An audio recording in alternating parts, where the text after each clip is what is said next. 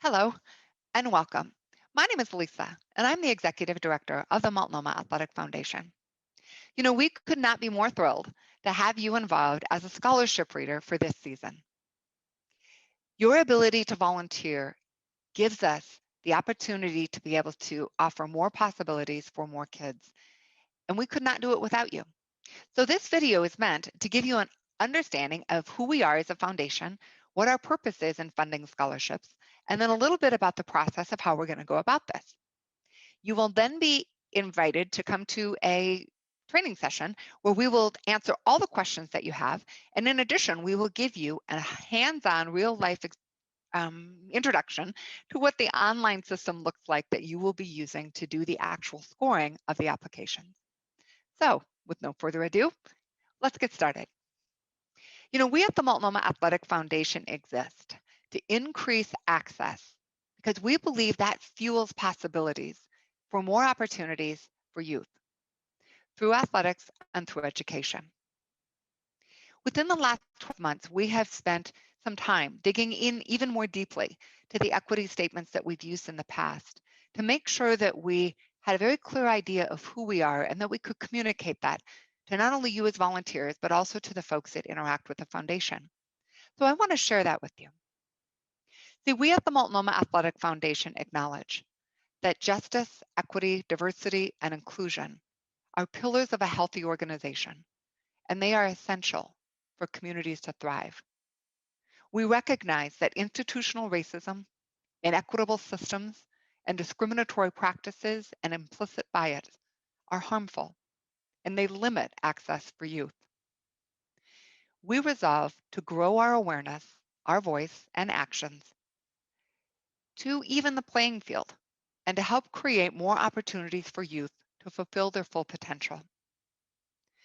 We at the foundation commit to engaging in our community, to build authentic relationships, and to ensure that the grants and the scholarships that we provide support our increasingly diverse communities. We hope that you as a volunteer can engage in that particular statement and help us make it come to life by the way that we review applications, that we interview finalists, and that the way that we make decisions. Because we have two different scholarship programs that you are going to engage with. This particular visual shows you that the scholarships that we provide are overseen or watched over carefully and enthusiastically by a scholarship committee. We have 8 scholarship programs that we manage here at the foundation. And the two that you're going to engage with are the Lipinski Scholarship and the Hauser Scholarship. Now, both of those programs have the same sort of process in place. So what we'd like to do is have you know that these are the 2 of the 8 that you're going to engage with, and this is basically the flow of how things are going to go. The first thing you're going to do is watch this video. And then the second thing you're going to do is you're going to come to a training session. And in the context of COVID and its restrictions still, we are doing it virtually. And you're going to come to a Zoom call, and we're going to talk a little bit about the applications, the process, and of course, answer any questions that you have. What that should do is give you a pretty good understanding of how to get started. While that is happening, we as a committee and as a staff are doing the due diligence on the applications to make sure that the T's are crossed and the I's are dotted and the applications that you see regarding these amazing student athletes are as complete as we can possibly make them. What you will then get is an email from us that says the applications are ready for you to review. And what you're going to be doing is signing on to the online system, and you will then see the schools and the applications that you have been assigned for your small team.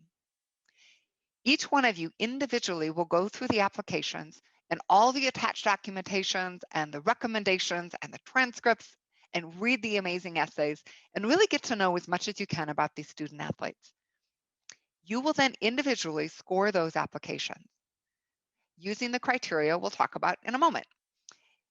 Once you have done that and you put your notes together and you have a pretty good understanding of who your first, second, and third applicants happen to be in the pool that you're looking at, you will then be prepared with your own opinions and your own feelings and your own sense of these young people. You will come together in a deliberation meeting for the team that you've been assigned. In LaPrenzie, there will be lots of teams because schools are assigned into small teams and you will be deliberating within that particular group. For Hauser, all of the applications go to one team. You'll come together for a facilitated deliberation meeting.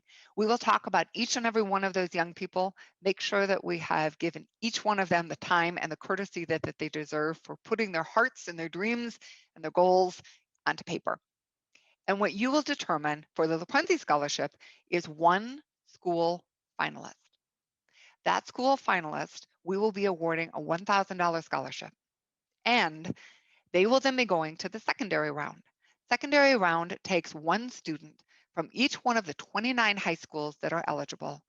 And the secondary team will start fresh again. They will look at those 29 kids, and what they will do is determine a group of them to bring into a personal interview. And from there, we will award 3 $8,000 scholarships. For those of you on the Hauser side, you are going to take a look at the applicants that you have. You are going to narrow it down to a small group of folks we will bring in for an interview. And at the end of those interviews, you will be selecting one amazing young person to receive a $10,000 scholarship that they will use year one, and then another $10,000 scholarship for year two. So there are some significant scholarship dollars available for these amazing people, and you guys are going to help us make those decisions. Once all of that is done, we will then communicate it, and then we will move towards in July. We have, whether it's virtual or in person, we'll hope for in person, we'll have the ability for you to come together and to celebrate with us. Because celebration takes not only the students and their families, it takes the volunteers, it takes the donors, and it also takes the other partners that we have in the community, because all of us together is what makes these possibilities happen in the forms of scholarships. So that's basically the process. So let me tell you a little bit about the criteria for both of these. But before I get there, in addition to the JEDI statement that I stated at the very beginning, we have some very specific belief statements that take that JEDI statement and make them come to life specifically within the scholarship system. And then we have another set for the grants. So what I want to do is share these with you and have you read them and hear them so that as we move forward, we're all operating from the same place. So we believe that we have a unique opportunity through our scholarship to make a significant difference in a student's ability to attend college and to succeed despite financial need. We believe that our scholarship recipient should reflect the diversity of the communities that we serve. We believe there is a social, emotional, and physical value in athletic participation, and we define that broadly to include individual athletics, team sports, club sports, and all abilities athletes. We believe in supporting high achieving individuals with demonstrated ability to succeed in higher education. And we believe that volunteerism and community connectivity are critically important aspects of student development. When you look at the application and when you read the essays and when you take a look at the criteria, we want you to keep these belief statements out. Keep them present. They'll be in the paper materials that you receive from us because those are the ones that we will use when we get students that are so close in categories. We will go back to the belief statements to see if there's a way that we can better understand the nuances of what the spirit of the Multnomah Athletic Foundation work is. So the criteria you're going to be working with, there's 4 pieces, and they outline exactly what you just heard in the belief statement. The first is we are looking at someone and their academics, the classes that they take, the courses that they have had, how they've succeeded in them, but also, are they continuing to increase in level of curiosity and intensity in those classes? Have they taken a breadth and depth of everything that their school has to offer? The second thing we'll look at will be the athletics, the athletic participation. Now, this doesn't mean the person needs to be a 4-sport athlete. What we mean is, are they taking the responsibility and of being part of a team? And are they succeeding in the ways that they can? Are they participating? Are they showing leadership roles? Are they balancing that with maybe some other life constraints they have? Not all students can put in club sport, and after school sports simply because of either having a part-time job or family demands, or it may also be that there's an economic capacity that limits them from being able to pay to play on the club sports. So we need to take a look at what they are doing. And within those constraints, are they participating? Are they showing leadership? Are they being a great team member? And are they being coachable? What are the things that they're learning through sports that we know will make them an incredible citizen in our communities as we move forward? The third criteria is community service, volunteerism, and being involved. What we're looking for is a student within the time that they have, that they are showing an interest and a dedication to something other than just themselves.